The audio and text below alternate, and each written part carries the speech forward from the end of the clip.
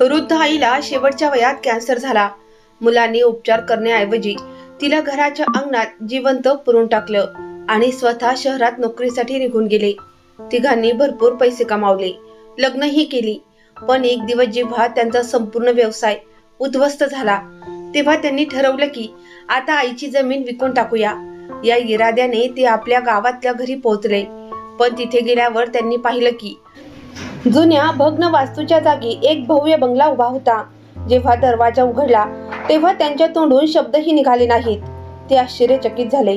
मित्रांनो, ही कुठली तरी काल्पनिक गोष्ट नाही, तर एक खरी घटना आहे. आम्हालाही सुरुवातीला यावर विश्वास बसला नाही, पण जेव्हा याची खात्री झाली तेव्हा वाटलं की ही गोष्ट सर्वांपर्यंत पोचायला हवी, जेणेकरून समजावं की माणुसकी किती खाली घसरली आहे.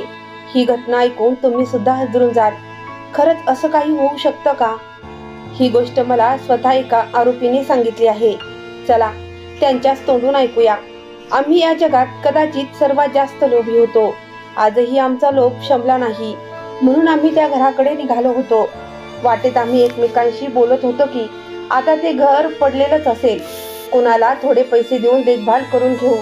आता तर त्या जमिनीची किंमत गगनाला भिडली होती. आम्ही भांडत होतो की घराची अवस्था कशी असेल. पण जेव्हा आम्ही तिथे पोहोचलो तेव्हा आम्ही सुन्न झालो.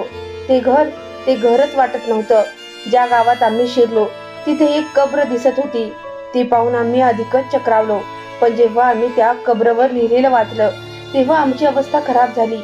असं वाटत होतं की श्वासच थांबेल. तेवढ्यात कुणीतरी खांद्यावर हात ठेवला आणि आमची उदिली शुद्धही गेली.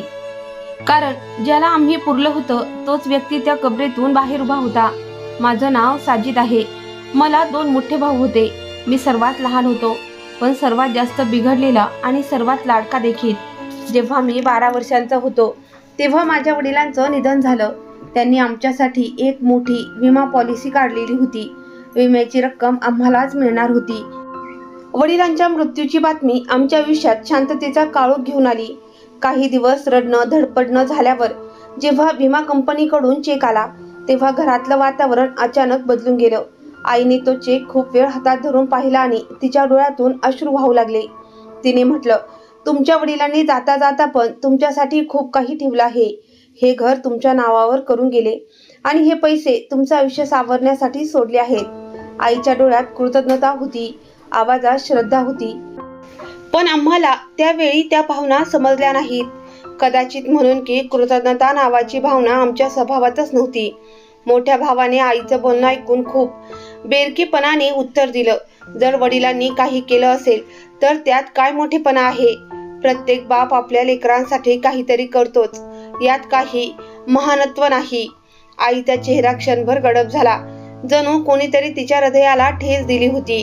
पण तिने काहीच बोललं नाही, फक्त नजर खाली घातली आणि तो चेक जो थोड्या वेळापूर्वी ती प्रेमाने पाहत होती उशीखाली ठेवला. त्या दिवसानंतर आई शांत राहू लागली. आम्ही 3 भाऊ आमच्या कामात गुंतलो. कोणी मोठ्या नोकरीत नव्हतं. थोडंफार धंदा करायचो, ज्यातून आमचं पोट भरायचं. वडिलांनी आमच्यासाठी जे घर नावावर केलं होतं ते घर आम्हाला कधीच आवडलं नाही. गाव इतकं मागासलेलं आणि जुनाट होतं की तिथं जायचं म्हणजे काळाच्या अंधाऱ्या विहिरीत उतरण्यासारखं वाटायचं. शहराचे स्वप्न डोळ्यात होते, पण सत्य हेच होतं की आम्ही अशा जागेचे मालक होतो जिथल्या जमिनीला गेल्या 10 वर्षात 1 इंचही किंमत वाढलेली नव्हती. तिथं ना शाळा होती, ना दवाखाना, ना वीज व्यवस्थित होती, ना पक्का रस्ता. फक्त तुटलेल्या भिंती होत्या, ज्यात आमचं आयुष्य बंदिस्त होतं. वडिलांनी आमच्या नावावर केलं होतं ते घर आम्हाला कधीच काही उपकारासारखं वाटलं नाही. उलट तिथं फक्त गरिबीचा वास यायचा. ते घर विकलं तरी काही मोठा फायदा होणार नव्हता आणि दुरुस्तीशिवाय कुणी घ्यायलाही तयार नव्हतं. अशा परिस्थितीत आम्ही 3 भाऊ अनेकदा विचार करायचो, जर आई नसती तर आम्ही केव्हा तिथून निघून गेलो असतो. शहरात जाऊन एखादा भाड्याचा फ्लॅट घेतला असता, मेहनत केली असती, रोज कमावलं असतं आणि कदाचित चांगलं आयुष्य झालं असतं. पण समस्या ही होती की आईला इथे एकटं सोडून जाण्याचा विचार कुणालाही पसंत नव्हता. ती आजारी होती, पण इतकी नव्हती की अंथरुणाला खिळून राहावं लागेल. ती घरातलं प्रत्येक काम नीटनेटकेपणानं करत असत. कायम स्वयंपाकघरात काही ना काही करत आणि अधूनमधून जुन्या कपाटातून वडिलांच्या वस्तू बाहेर काढून डोळ्यात पाणी आणत. असंच एक दिवस आईची तब्येत काहीशी अधिकच बिघडली. शरीर इतकं अशक्त झालं की ती आधाराशिवाय चालू शकत नव्हती. श्वास घेताना दम लागायचा. आम्हाला वाटलं कदाचित साधी सर्दी किंवा अशक्तपणामुळे असावं. औषध घेतल्यावर बरी होईल. पण 2 दिवस झाले तरी तब्येत खालावतच गेली. तेव्हा धाकट्या भावाने सुचवलं की आईची सखोल तपासणी करायला हवी. त्यांना शहरातील हॉस्पिटलमध्ये नेण्यात आलं. डॉक्टरांनी तपासणी करून आम्हाला वेगळ्या खोलीत बोलावलं आणि जे सांगितलं त्याने आमच्या पायाखालची जमीन सरकली.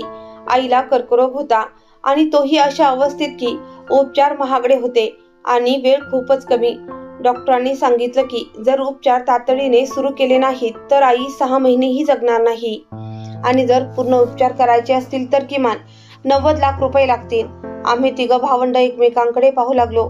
जणू इतकी मोठी रक्कम ही आम्ही स्वप्नात सुद्धा पाहिलेली नव्हती. आम्ही विचार करू लागलो, 90 लाख रुपये अशा एका स्त्रीवर खर्च करणं योग्य आहे का, जिचं आपलं आयुष्य भरत आलं आहे. आमच्यापैकी कोणाकडेही इतकी रक्कम नव्हती. विम्याचे जे पैसे मिळाले होते ते सुमारे 40 लाख होते आणि त्यातलाही काही भाग आईच्या औषधांवर आणि प्राथमिक तपासण्यांवर खर्च झाला होता. औषधांच्या सुरुवातीच्या मात्रा आणि चाचण्यांवर 25,000 रुपये खर्च झाले होते. हे सगळं बघून घरात एक शांतता पसरली. ती तर फक्त सुरुवात होती. पुढे काय होणार? धाकट्या भावाने म्हटलं की आपण 3 मिळून काही मोठं पाऊल उचललं तर कदाचित काही होऊ शकेल. पण मोठ्या भावाचा विचार काहीसा वेगळा होता. तो म्हणाला, यशासाठी मोठा त्याग करावा लागतो.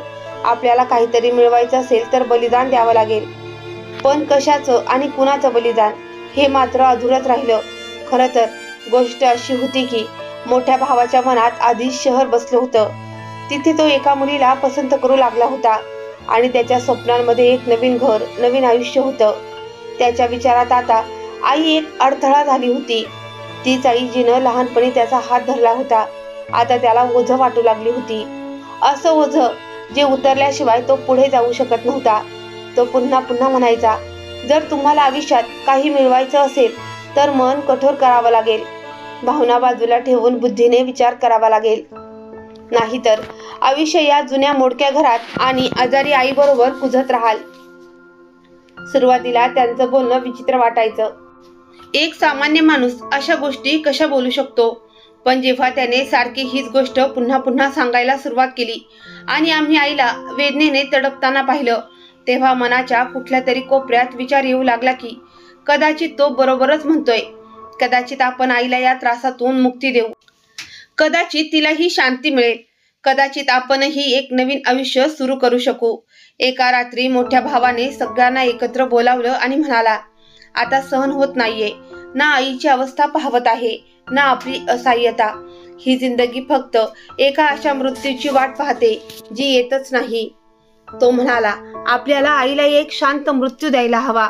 तरीही ती कर्करोगाच्या शेवटच्या अवस्थेत आहे. 3-4 महिन्यात ती तडफडून मरेल. पण या दरम्यान आपलं आयुष्य संपून जाईल. व्यवसाय बंद होईल. शहरात जाण्याचं स्वप्न मोडून जाईल. म्हणून त्याआधी ती निघून जावी. आपणच तिला निरोप द्यावा जेणेकरून तिलाही सुटका होईल आणि आपल्यालाही. मधल्या भावाने सुरुवातीला थोडी धास्ती घेतली पण नंतर त्याने संमती दिली. माझ्या मनात मात्र एक विचित्र बेचैनी होती. मी म्हणालो, नाही, असं नाही करू शकत. हे चुकीचं आहे, मोठं पाप आहे. पण माझा आवाज इतका ठाम नव्हता की त्यांचे निर्णय थांबवू शकेल. मोठा भाऊ म्हणाला, तू फार भावुक होतोस. ही भावना दाखवायची वेळ नाही. जेव्हा आपण शहरात पोहोचू तेव्हा सगळं विसरून जाशील. मग ना हे घर आठवेल ना आई. त्या दिवशी दुपारी आई कपडे वाळत घालायला गच्चीवर गेली होती. मी खाली होतो. मधला भाऊ भांडी घासत होता आणि मोठा भाऊ आईच्या मागे गच्चीवर गेला. काय झालं देव जाणे. थोड्या वेळाने एक मोठा आवाज आला. मी धावत बाहेर आलो. आई बेशुद्ध अवस्थेत जमिनीवर पडली होती. चेहरा जखमी होता, शरीर शांत. मी ओरडलो, आईला काय झालं? अशी काय पडली? मोठा भाऊ धाप घेत म्हणाला, माहित नाही, कदाचित पाय घसरला. मी जवळ गेलो. आईची नाडी पाहिली. फारच मंद श्वास चालू होता. मी म्हणालो, आई जिवंत आहे. पटकन रुग्णालयात घेऊन जाऊ. पण मोठा भाऊ ओरडला, रुग्णालयात नेऊन काय होणार? डॉक्टरनेही तेच सांगितलं. आता काही होणार नाही. मृत्यू अगदी जवळ आहे. तिला शांततेत जाऊ द्या. शांतपणे तिचा अंत होऊ द्या. मोठ्या भावानेही मांडो लावली. जसं सगळं आधीच ठरलेलं होतं. मी गप्प राहिलो. जशी माझी जीभ जणू हरवली होती, जसं माझ्या शरीरातून प्राण निघून गेले होते. ती आई जिने आपल्याला लहानपणापासून स्वतःच्या स्पर्शाने वाढवलं, जिच्या आशीर्वादाने आपण टिकून होतो, आता तिचं अंत्यसंस्काराचं काम सुरू झालं होतं. मोठा भाऊ म्हणाला, जर नातेवाईकांना बोलावलं तर सगळीकडे चर्चा होईल, खर्च वेगळा आणि लोकांच्या टीका वेगळ्या. आणि मग आईचीही हीच इच्छा होती की तिला त्या घरातच पुरलं जावं, जिथे त्यांच्या पतीने तिच्यासाठी छत बांधली होती. ती वारंवार म्हणायची, मी मेल्यावर मला ह्या अंगणातच पुरा, जिथे मी आयुष्यभर माझ्या मुलांची वाट पाहिली. आम्ही एकमेकांकडे काही वेळ पाहिलं, मग अंगणाच्या एका कोपऱ्यात जागा निवडली आणि थडगं खोदायला सुरुवात केली. पण जेव्हा माती बाजूला काढत होतो तेव्हा प्रत्येक वाऱ्याच्या झुळकीत असं वाटत होतं की आई श्वास घेत आहे, जणू ती आपल्याला काहीतरी सांगू पाहते. पण आम्ही काहीच ऐकलं नाही. आम्ही तिच्या चेहऱ्यावर पांढरी चादर टाकली आणि तिला त्या अरुंद कबरीत उतरवलं. मी पुन्हा म्हणालो, आई जिवंत आहे, बघा तिचे ओठ हलत आहेत, ती श्वास घेत आहेत. पण माझ्या भावाने सांगितलं, हा तुझा भ्रम आहे, तुझी भीती आहे, तुझी कमजोरी आहे. सोड ते, आई आता या जगात नाही, हे सगळं तुझ्या डोळ्याची फसवणूक आहे. आणि आम्ही आमच्या आईला जिवंत काढून टाकलं. कुणालाही बोलवलं नाही, ना कुठली शेवटची क्रिया केली, ना कुठल्याही पुजाऱ्याला बोलावलं. फक्त ती कबर बंद केली आणि घराचा दरवाजा कुलूप लावून बंद केला आणि आम्ही तिघं शहराकडे रवाना झालो. 2-4 दिवस मन खूप जड होतं. रात्री झोप येत नव्हती. आईचा आवाज कानात घुमायचा, जणू ती हाक मारत होती, जणू तिच्या हानी अजूनही अंगणाच्या मातीमध्ये अडकून बसल्यासारखं वाटायचं. पण जेव्हा शहराची झगमगती दुनिया पाहिली, तिथल्या प्रकाशात आपले स्वप्न साकार होताना पाहिली, तेव्हा तो भार हलका होत गेला, तो दुःख फिकट होऊ लागलं. ती कबर आता आठवणीतून पुसली जाऊ लागली. कदाचित ही जुनी आहे. इथे नाती आठवणीवर नाही तर गरजांवर चालतात आणि जिवंत लोक मारणाऱ्यांना फार लवकर विसरून जातात. जेव्हा मोठ्या भावाने पहिल्यांदा शहरातल्या एका मुलीचा उल्लेख केला, तेव्हा आम्हाला कल्पनाही नव्हती की तो फक्त एका मुलीबद्दल नाही तर एका आखीव रेखीव योजनेबद्दल बोलतो आहे. ती मुलगी एका श्रीमंत कुटुंबातून होती, सुंदर, आकर्षक आणि वागणुकीत राजकन्येसारखी. ती एकटी नव्हती, तिच्या 2 बहिणी देखील होत्या, ज्या रूप आणि स्वभावात कोणापेक्षा कमी नव्हत्या.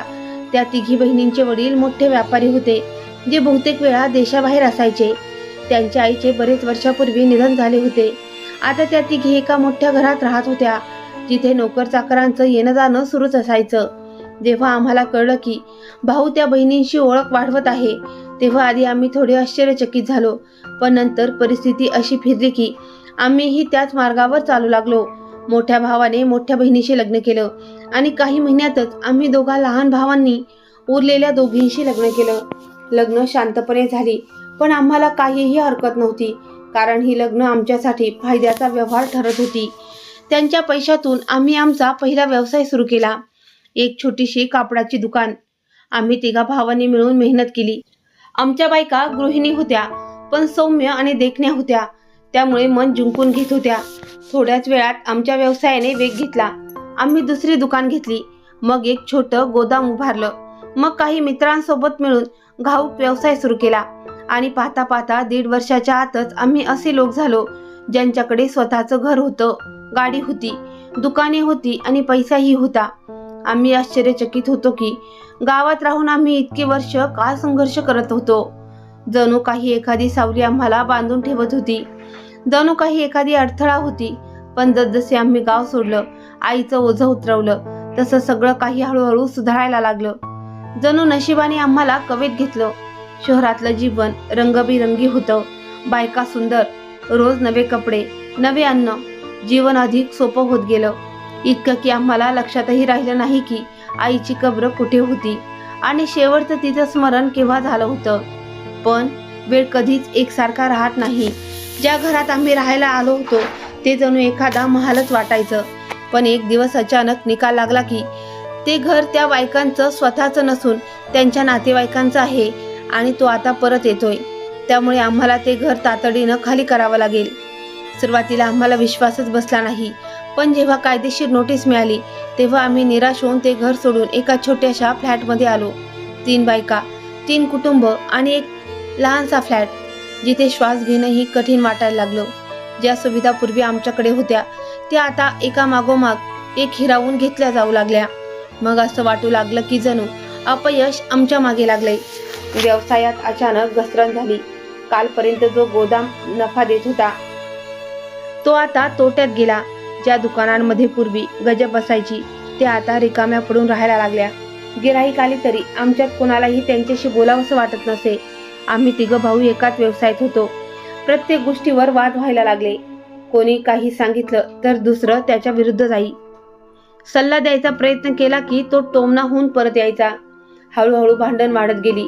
कधी आवाज चढायला लागले, मग दरवाजे बंद व्हायला लागले. तसंच त्या तिघी बहिणींच्या नात्यातही वेळेनुसार दुरावा वाढू लागला. कोणी म्हणे दुसरीने सासरच्यांशी जास्त जवळीक वाढवली आहे, कोणी म्हणे नवऱ्याच्या सांगण्यावरून आपल्या रक्ताच्या नात्यापासून दूर झाली आहे. आणि अशा रीतीने त्यांच्या संबंधामध्ये दरी निर्माण झाली. आम्ही तिघं भाऊही त्यांच्यासारखेच एकमेकांपासून दूर होऊ लागलो. घराचं वातावरण बिघडू लागलं. बायका एकमेकींशी बोलणं बंद झालं. आमचंही एकमेकांशी बोलणं कटू बनायला लागलं. ज्याने आधी आम्हाला जोडून ठेवलं होतं तो व्यवसाय आता आम्हाला एकमेकांपासून तोडत होता. असं वाटू लागलं की आमच्या चारही बाजूंनी भिंती एकत्र यायला लागल्या आहेत. फ्लॅटची छत खाली येत आहे असं वाटायला लागलं होतं. भिंती जणू काही बोलू लागल्या होत्या. बायकांच्या भाषेत टोमणे आणि कुरबुरी येऊ लागल्या होत्या. भावांच्या डोळ्यात अजब परकेपण दिसू लागलं होतं. हृदयात एक असं ओझं बसलं होतं जे कोणाला दाखवता येत नव्हतं. कधी रात्री झोपमोड झाली की ती आईचं ते शेवटचं दर्शन आठवायचं, जेव्हा ती श्वास घेत होती आणि मी म्हणालो होतो की ती जिवंत आहे. पण माझ्या भावांनी सांगितलं, श्वास आता थोड्याच वेळाचा पाहुणा आहे, तिचा मृत्यू निश्चित आहे, म्हणून त्रास कमी करा. आणि आता जेव्हा एखादी आजारी व्यक्तीला मरताना पाहतो तेव्हा वाटतं की कदाचित आई ही अशाच वेदनेत होती, पण आम्ही तिला जिवंतपणीच पुरलं. खरंच जिवंत असताना गाडून टाकलं. कधी मनात येतं की जोरजोरात ओरडून सगळ्यांना सांगावं की आपण एक फार मोठी चूक केली आहे. पण मग मनात एक भीती घर करते की जर हे गुपित उघडलं तर सगळं संपून जाईल. मग तो व्यवसायही उरणार नाही. तो आता केवळ कागदांपुरता शिल्लक होता. ती प्रतिष्ठाही नष्ट होईल जी कधी कुणाच्या नजरेत होती. मग एक दिवस मोठा भाऊ, जो कधी काळी सर्वात मजबूत होता, बिहारला गेला. त्याने मला सांगितलं, असं वाटतं की आईच्या शापाचा परिणाम झालाय. तिने आपल्यावर टाकलेली ती शेवटची नजर आता आपल्याला जाळते आहे. त्याच्याकडे शब्द नव्हते, पण त्याच्या डोळ्यात जो प्रश्न होता तो आता माझ्या स्वप्नात येतो. जणू आई विचारते, माझा एक श्वास तुम्हाला ओझं वाटत होता? मी तुम्हाला यासाठी वाढवलं होतं का की तुम्ही मला जिवंत काढून टाका? एक दिवस आम्हा तिघा भावांनी मिळून ठरवलं की आता एकमेकांपासून वेगळं होणंच कदाचित योग्य ठरेल. कारण एकत्र राहताना आम्ही एकमेकांसाठी विष बनत चाललो होतो. व्यवसाय तर आधी संपुष्टात आला होता. आता जे काही उरलं होतं तेही तुटत होतं. कुणालाही कुणाचं बोलणं ऐकायचं नव्हतं. बायका मुलांना घेऊन वेगळं राहायला लागल्या. आपसातील संवाद बंद झाला. हृदयात असं एक रिकामपण निर्माण झालं होतं जे भरतच नव्हतं. सगळी काही तुटून पडलं होतं. वेगळं राहिल्यानंतर कळलं की एकटेपण फक्त खोल्यांपुरतं मर्यादित नाही, ते आता मनातही उतरले. व्यवसाय आधीच पूर्णपणे नष्ट झाला होता. आता एका आजाराने कंबरडं मोडलं होतं. ज्या बायका कधी ऐश्वर्य आणि सुखसंपन्न घेऊन आल्या होत्या त्या आता दिवसभर फक्त तक्रारी आणि टोमणे मारण्यात व्यस्त असायच्या. मुलं विचारायची, आधी इतकं सगळं होतं, आपण आता कुठं आलो आहोत? आणि या प्रश्नांना कुणाकडेच उत्तर नव्हतं. त्याच दिवशी मोठ्या भावाने सगळ्यांना बोलावलं आणि म्हणाला, आता वेळ आली आहे की आपण तो निर्णय घेऊ जो खूप आधीच घ्यायला हवा होता. गावची जमीन आणि जुनं घर विकून टाकूया. जे पैसे मिळतील ते सगळ्यात समप्रमाणात वाटून घेऊ आणि मग आपलीच वाट स्वतः ठरवू. आपण एकत्र राहून काही साध्य होत नाहीये तर का नाही वेगवेगळ्या दिशेने आपली नशीब आजमावून बघावी. सगळ्यांना हे बोलणं समजूतदाराचं वाटलं. कारण खरंच आता एकत्र राहून काहीच साध्य होत नव्हतं. एक जुनी जीप बुक केली होती. तिघे भाऊ त्यांच्या बायका आणि मुलांसह निघाले. बायकांना म्हणाले, गाव दाखवतो जिथं आम्ही वाढलो फुललो. काही जुन्या आठवणी तुमच्यासोबत शेअर करतो. कदाचित मन हलकं होईल आणि थोडी सैरही होईल. शहराच्या गोंगाटातून निघून शेतांच्या दिशेने प्रवास सुरू झाला. रस्ताभर सगळे जुन्या आठवणींमध्ये रमले होते. लहानपणीचे खेळ, भांडण, ती डाळिंबाची वाडी जिथं चढून बसायचो आणि आईने कितीही हाक मारली तरी खाली उतरत नव्हतो. त्या गल्लीमधल्या संध्याकाळी खेळतानाच्या आठवणी. बोलता बोलता एका भावाने म्हटलं, घर आता खूप जुनं झालं असेल, घाणही झालं असेल, साफसफाई करावी लागेल. दुसऱ्याने म्हटलं, इथे कुठे हॉटेल आहे, रात्री कुठं थांबायचं?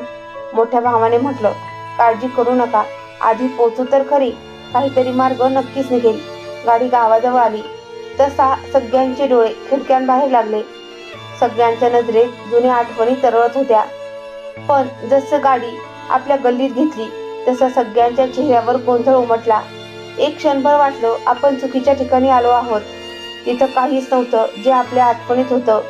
ना ते छोटं मातीचं घर, ना पिंपळाचं झाड, ना ती मोडकळीला आलेली चारपाई. सगळंच गायब झालं होतं. तिथं आता उंच उंच 3 मजली इमारत उभी होती. जणू कोणीतरी जमिनीवर कब्जा करून एखादा नवीन महाल उभारला होता. दरवाजा शेजारी तो जुनाच पिंपळाचा वृक्ष नसता तर कदाचित आपणच विश्वास ठेवला नसता की ही ती जागा आहे जिथं आपण कधी राहत होतो. मनाचे ठोके जोरात वाजू लागले. गाडीतून उतरलो तर सगळ्यांच्या नजरा एकमेकांकडे प्रश्नार्थक होत्या. घराचा चेहरा मोहरा पूर्णपणे बदलला होता. दरवाजा उघडाच होता. कदाचित कोणीतरी आत होतं. आम्ही थोडंसं धडधडत्या मनाने आत पाऊल टाकलं आणि जे समोर दिसलं ते पाहून मन थरारून गेलं. तिथं एक संगमरवरी समाधी होती आणि त्यावर जे शब्द कोरले होते ते वाचून आमची पावलं थबकली. पाय लटपटले. त्यावर लिहिले होते, इथे मी नाही, माझे 3 मुलगे दफन आहेत. हे शब्द असे होते जणू कोणीतरी आपल्या अंतःकरणाच्या आर्त किंकाळीला दगडावर कोरले होते. क्षणभरात सगळं थिजून गेलं. डोळ्यातून जिवंतपणा निघून गेला. आवाज बंद झाले. श्वास थांबले. काहीच समजत नव्हतं. हे काय घडतंय आपल्यासोबत? आईची ती समाधी जी आम्ही कधीच बांधलेली नव्हती आज तिथे फक्त नव्हती तर ती जणू बोलत होती. आमच्यावर साक्ष देत होती. आमच्यावर आरोप करत होती. आमच्या बेफिकिरीची साक्ष देणारी कथा बनली होती. आम्ही भिंतीकडे पाहत होतो. जमिनीकडे नजर लावून बसलो होतो. एकमेकांना विचारत होतो, हे स्वप्न आहे का? तेवढ्यात मोठ्या भावाच्या खांद्यावर कोणीतरी हात ठेवला. त्याने मागे वळून पाहिलं आणि त्याच्या चेहऱ्यावरचा रंग उडून गेला. थोडंफार भान होतं तेही हरवलं. आम्ही सगळे आश्चर्याने त्याच्याकडे पाहत होतो. तो कोणाला पाहतोय? पण त्याच्या चेहऱ्यावरच्या भीती आणि आश्चर्याच्या छटामधून स्पष्ट होतं की जे घडणार आहे ते आपल्या कल्पनेच्या पलीकडचं आहे. आमची नजर त्या व्यक्तीकडे वळली जो मोठ्या भावाच्या खांद्यावर हात ठेवून उभा होता. तो दुसरं कोणी नव्हे तर आमच्या आईचा मुलगा ईशान होता. आईच्या पहिल्या लग्नातून जन्मलेला ईशान. आई विधवा झाल्यानंतर आमच्या वडिलांनी लग्न केलं होतं. ईशान तिचा पहिला मुलगा होता. पण लहानपणी आईच्या सासरच्यांनी त्याला तिच्यापासून जबरदस्तीनं वेगळं केलं आणि तो तिथेच मोठा झाला. मग कुठेतरी हरवून गेला. आम्ही कधी त्याचा सविस्तर शोध घेतला नव्हता कारण आईनेही हा दुःखाचा भाग लपवण्याचा पुरेपूर प्रयत्न केला होता आणि आम्हालाही कधी हे जाणवू दिलं नव्हतं की यामागे काही खोल वेदना किंवा सत्य असू शकतं. आम्ही हे मानूनच शांत बसलो की ईशानची गोष्ट ही एक अर्धवट आठवण आहे, एक विसरलेली कथा. पण आज ती अर्धवट कथा खरी होऊन आमच्या समोर उभी होती.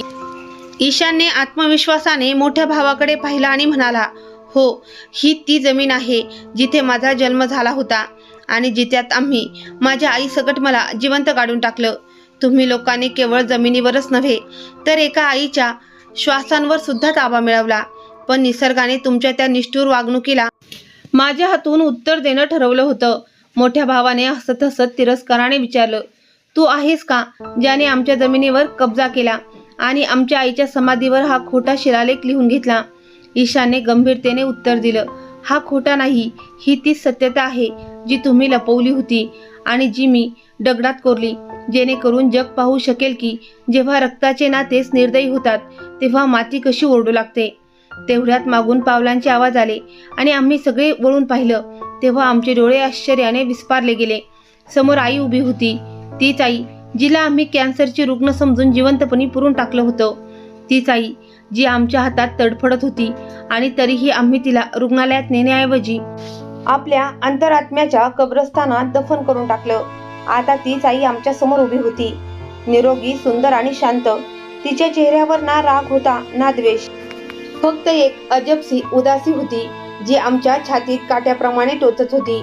आईने हलक्या आवाजात सांगितलं, तुम्ही मला मेलं समजून सोडून गेलात, पण त्यावेळी ईशान परत आला. तो मला भेटायला आला होता. जेव्हा त्याने माझी अवस्था पाहिली तेव्हा त्याने मला कबरीतून बाहेर काढलं, रुग्णालयात नेलं. महिने उपचार करून मला मृत्यूच्या दारातून परत आणलं. मग मी ठरवलं की ज्या मुलाने आईला जिवंत पुरलं त्यापेक्षा तो मुलगा श्रेष्ठ आहे, ज्याने आईला मृत्यूच्या मुखातून परत जीवन दिलं. मी सगळी संपत्ती जमीन ईशानच्या नावावर केली आणि आज मी त्याच्यासोबत आहे. मी त्याच्या मुलासोबत राहते. जे मला आजी म्हणतात, तुम्ही लोक इथे काय घेऊन आलात, चला इथून. पण आमच्या मोठ्या भावाला अजूनही राग येत होता. तो म्हणाला, तू कोण आहेस आमची मालमत्ता दुसऱ्याला देणारी? हा आमचा हक्क आहे, आमचा हिस्सा आहे, हे आमच्या वडिलांचं घर आहे. त्यावर आईने एक जोरदार चापट मारली आणि म्हणाली, वडिलांचं घर ते असतं जिथे मुलं आईला जिवंत पुरण्याऐवजी वाचवतात. ज्या घरात मुलं निर्दयी असतात तिथल्या भिंतीही रडतात. ईशानही गप्प बसला नाही. तो पुढे आला आणि त्याने मोठ्या भावाला एक चापट लगावली आणि म्हणाला, आता सांग, तुला तुझी जमीन प्रिय आहे की तुझ्या आईचा जीव, जिने तुला जन्म दिला आणि तूच तिला जिवंतपणे कबरीत ढकललंस? आम्ही सगळे हादरून गेलो. पहिल्यांदाच आम्ही आईच्या चेहऱ्यावरचे ते भाव पाहिले, वेदना, राग, असहाय्यता आणि एक खोल निराशा, जे आम्ही कधीच पाहिले नव्हते. आई आमच्यावर ओरडत म्हणाली, जर मी ठरवलं तर पोलिसांना बोलावू शकते, कारण तुम्ही माझ्यावर जीवघेणा हल्ला केला होता. मी तुम्हाला जिवंत सोडलं कारण मी तुमची जन्मदात्री आहे, पण आता माझ्या हृदयात तुमच्यासाठी काहीच उरलेलं नाही. तुम्ही तुमची आई पुरली आणि आज ती आई तुम्हाला आपल्या आयुष्यातून काढून टाकते आहे. निघा इथून, नाहीतर पोलिसांना सांगेन की कसा तुम्ही माझ्यावर अत्याचार केला होता. ईशानने आमच्याकडे तुच्छतेने पाहिलं आणि म्हणाला, हो, बोलाव पोलिसांना. तुम्हाला वाटतं का तुम्ही वाचाल? ही जमीन आता माझी आहे. मी या भागाचा सहाय्यक उपनिरीक्षक आहे. तुमचे कृत्य माझ्या नोंदीत आहे. मी तुम्हाला तुरुंगात टाकेन. हे ऐकून आमच्या पायाखालची जमीन सरकली. डोळ्यातून लाजेचे अश्रू वाहू लागले. तोंडातून शब्दही निघाले नाहीत. आईच्या पायावर पडण्याची हिंमत झाली नाही. आम्ही एकमेकांकडे पाहिलं आणि शांतपणे रडू लागलो. आमच्या बायका आणि मुलांसह गाडीत बसून मुकपणे परतलो. बायका सांगत राहिल्या, आईची माफी मागा, त्यांचं मन जिंका, त्यांच्याकडून तुमचा हक्क मिळवा. पण आम्ही काय सांगावं की आईच्या हृदयातून आम्ही कधीच काढून टाकलो गेलो होतो. आम्ही शहरात परत आलो, पण आता ते शहरही आम्हाला परक वाटू लागलं. व्यवसाय आधीच बुडालेला होता. आता मजुरी करून पोट भरणं सुरू झालं. बायका दिवसभर टोमणे मारत, मुलं मागण्या करत, पण आम्ही शांतच राहायचो, कारण आम्हाला माहित होतं आमचं आयुष्य बर्बाद झालंय ते कुणा दुसऱ्यामुळे नाही, तर आमच्या स्वतःच्या अवज्ञेची शिक्षा म्हणून. ज्या दिवशी आम्ही आमच्या आईला कबरीत उतरवलं त्याच दिवशी आमचं नशीबही पुरून गेलं. जोपर्यंत आईचं हृदय वितळणार नाही तोपर्यंत तिच्या डोळ्यातून आमच्यासाठी आशीर्वाद निघणार नाही. जोपर्यंत तिचे हात आमच्या डोक्यावर असणार नाही तोपर्यंत आम्ही कितीही कमवलं पण इज्जत मिळू शकणार नाही. दिवस जात गेले पण मनावरचं ओझं कमी झालं नाही. अनेक वेळा मनात आलं की आईच्या पायाशी जाऊन लोटांगण घ्यावं, पण मग भीती वाटली, कुठे आई पुन्हा झिटकारून टाकणार नाही ना. आजही आम्ही त्याच गल्लीमध्ये एका भाड्याच्या छोट्याशा घरात राहतो, काम करतो, जेवतो, पण फक्त या आशेवर जगतो की कधीतरी आईचं हृदय वितळेल आणि ती आम्हाला माफ करेल. तर मित्रांनो, जगातील कुठलीही संपत्ती आईच्या आशीर्वादापेक्षा मोठी नसते. आईच्या पायाखाली स्वर्ग असतो ही केवळ एक म्हण नाही, तर ती एक सत्य आहे. ज्याने हे समजलं त्याने या जगातही यश मिळवलं आणि परलोकातही. आम्ही आईच्या डोळ्यात अश्रू पाहिले, पण त्या अश्रूमुळे आम्हाला कधीही शांती मिळाली नाही आणि कदाचित आता कधीही मिळणार नाही. कारण जेव्हा आईचं हृदय तुटतं तेव्हा जगातल्या सगळ्या प्रयत्नांनीही ते पुन्हा जोडता येत नाही. आई ही अशी व्यक्ती आहे जी रात्री जागून आपल्या मुलांच्या झोपेची काळजी घेते, जी उपाशी राहूनही आपल्या मुलांचं पोट भरते, जी स्वतःचं दुःख लपवते आणि फक्त आनंद देते. पण आपणच अनेकदा त्या आईला दुर्लक्षित करतो, तिच्या त्यागाला विसरतो. देव देखील आपल्या प्रेमाची तुलना आईच्या प्रेमाशी करतो आणि म्हणतो, मी माझ्या भक्तांवर त्यांच्या मातांपेक्षा अधिक प्रेम करतो. ही तुलना पुरेशी आहे. आईचं स्थान समजून घेण्यासाठी आम्ही आमच्या आईला फक्त आजारपण आणि कमजोरीमुळे मृत्यूच्या तोंडी सोडून दिलं, फक्त कारण ती आम्हाला ओझं वाटू लागली होती. तीच आई जी प्रत्येक संकटात आमच्या पाठीशी उभी राहिली, जी आमच्यासाठी प्रार्थना करत होती. तिने तिच्या हातांनी आमचं नशीब उजळवलं.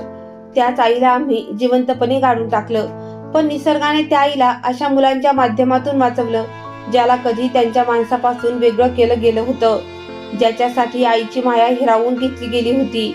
तरीही त्याने सूट घेतला नाही. त्याने सेवा केली, प्रेम दिलं, निष्ठा राखली. आम्ही लाजिरवाणे आहोत, पण आता फक्त शब्द उरले आहेत. माफीनामाही कमी पडला आहे. आईचा राग असा असतो की जो ना या जगात शांती देतो ना परलोकात मुक्ती. आमची ही कहाणी प्रत्येक मुलासाठी एक धडा आहे.